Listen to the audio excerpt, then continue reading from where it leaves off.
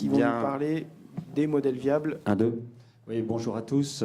Tout d'abord, un grand merci à ceux qui ont participé à cette table ronde numéro 4.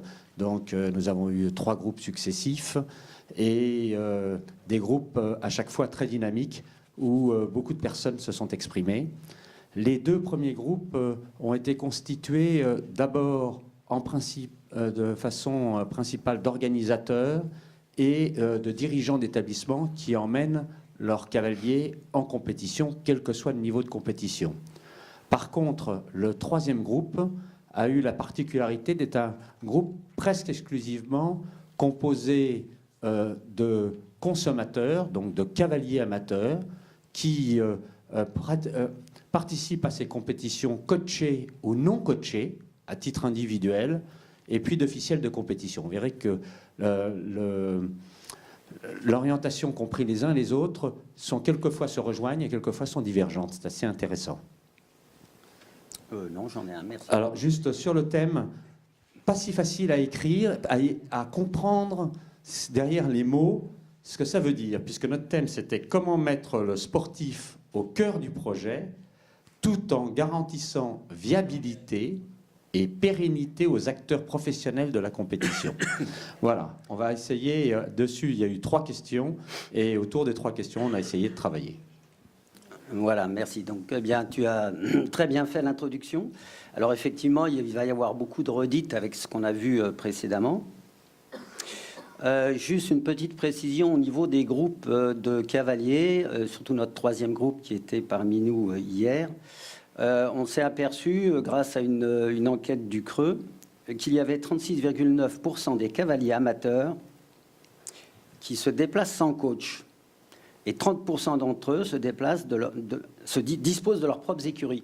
Ça veut dire que leurs attentes ne sont pas du tout les mêmes que les cavaliers encadrés avec une structure, un pro qui déplace, etc., etc. Donc ça à prendre en compte aussi. Alors notre première question, c'est comment prendre en compte les différents profils des compétiteurs, amateurs et pros essentiellement, en CSO, dressage et concours complet. Alors au travers des discussions, il ressort que la majorité des cavaliers amateurs et pros recherchent en priorité la qualité des sols afin de préserver la santé de leurs chevaux et de réaliser une bonne performance technique et une organisation sans faille. Mais ça, je crois que c'est commun à tout le monde, que ce soit au niveau départemental, régional et au niveau des différents challenges et circuits. C'est ce qu'on recherche en priorité. Alors, les 36,9% d'amateurs qui se déplacent sans coach, en plus, ils vont rechercher la convivialité entre amis, ce qui est important. Et évidemment, même si tout le monde le recherche, ceux-là, ils vont être moins exigeants sur une qualité technique, sur un tas de choses, à condition que ce soit bien convivial. Attention aux compétitions mélangeant les différentes catégories où les clubs et amateurs sont laissés quelquefois pour compte sur des terrains non adaptés. Ça, c'est le retour qu'on avait eu. Alors, la même chose, trouver une solution pour empêcher les anciens pros venir rafler les prix sur les petites épreuves amateurs. Les cavaliers amateurs souhaitent faire peu de grands déplacements. Alors, la deuxième question, c'est quel format de compétition réaliste proposer pour correspondre à la demande de l'ensemble des publics? Alors, un point commun, des structures adaptées, terrain, parking, camions, box, accueil de l'organisateur et des officiels. Et bien évidemment, les horaires et un respect des horaires. Organiser des épreuves amateurs élite pro et des clubs, mais ça je crois que ça a déjà été dit et redit, des épreuves club élite, amateurs 2 et 3, afin de favoriser le mélange de ces cavaliers et la montée éventuelle des clubs vers les amateurs. Proposer aussi 1 ou 2 compétitions de prestige sur l'année aux amateurs, où ils vont se retrouver entre eux. Encourager la participation aux différents circuits et challenges. Mais ça, c'est pareil depuis ce matin, je crois qu'on le dit, on le redit. Faire des catégories open en fonction des gains des chevaux. Alors, c'est des gains des chevaux ou c'est des points, voilà. Tout ça, c'est ce qu'on retrouve un petit peu à chaque fois. Alors, la troisième question, quelle opportunité de développement faire émerger?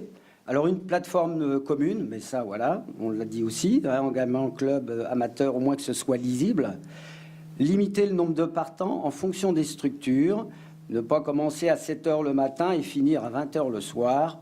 Développer les animations parallèles au concours afin de conquérir un nouveau public susceptible de monter à cheval. On a eu 2-3 exemples intéressants de structures qui organisent des activités qui n'ont pas forcément à voir avec le cheval, mais qui permettent aux copains du cavalier de venir sur le terrain de concours, de découvrir l'équitation et grâce à ça, d'en faire éventuellement de futurs cavaliers.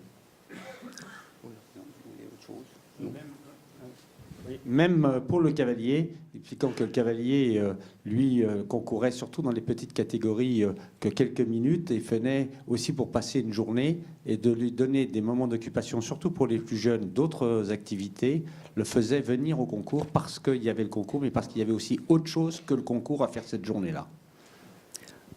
Voilà, donc c'est intéressant aussi de ce point de vue-là d'avoir un public parce que bien souvent, malheureusement aussi, il y a des remises de prix. Alors ça avait été signalé aussi.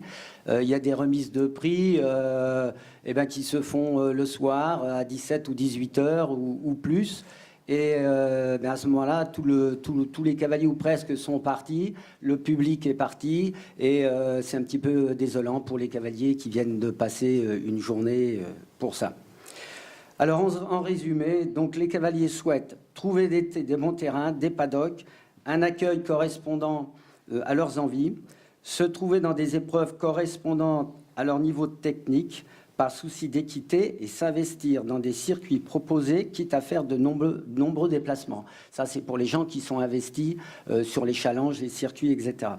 Donc, faire un grand régional à 2 niveaux, mais je crois que ça, on en a parlé aussi, et puis avoir un ratio équitable entre le tarif des engagements, les dotations et les cadeaux. Voilà. Je vous remercie. Oui, un point de vigilance tout de même par rapport au public que l'on a eu dans ces 3 tables rondes, c'est que finalement, on va toujours vers l'excellence. C'est-à-dire qu'on dit qu'il faut des pistes, mieux en mieux, des installations de mieux en mieux, des parkings de mieux en mieux, il faut que tout soit parfait, les obstacles, etc. Bon, finalement, tout ça a un coût. Mais le coût a semblé, chez les participants, un peu secondaire.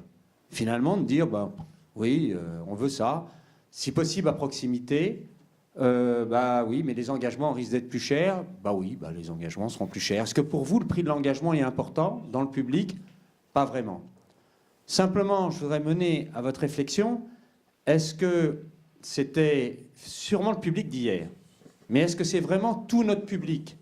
Parce que si on organise des compétitions, effectivement, sur des terrains qui sont tous de très bonne qualité, avec des infrastructures de qualité, avec des engagements plus chers, des dotations plus chères, est-ce que derrière, tous nos cavaliers, est-ce qu'on ne va pas répondre qu'à une partie de nos cavaliers, mais est-ce qu'on ne va pas laisser tomber une autre partie de nos cavaliers, que tout d'un coup, on va devenir une petite chapelle dans laquelle on va se faire plaisir entre nous, entre personnes de bonne compagnie, mais on va peut-être en laisser tomber d'autres.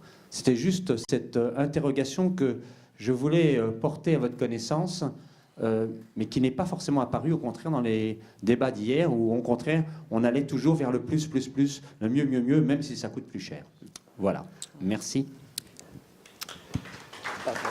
Merci Emmanuel, merci Philippe.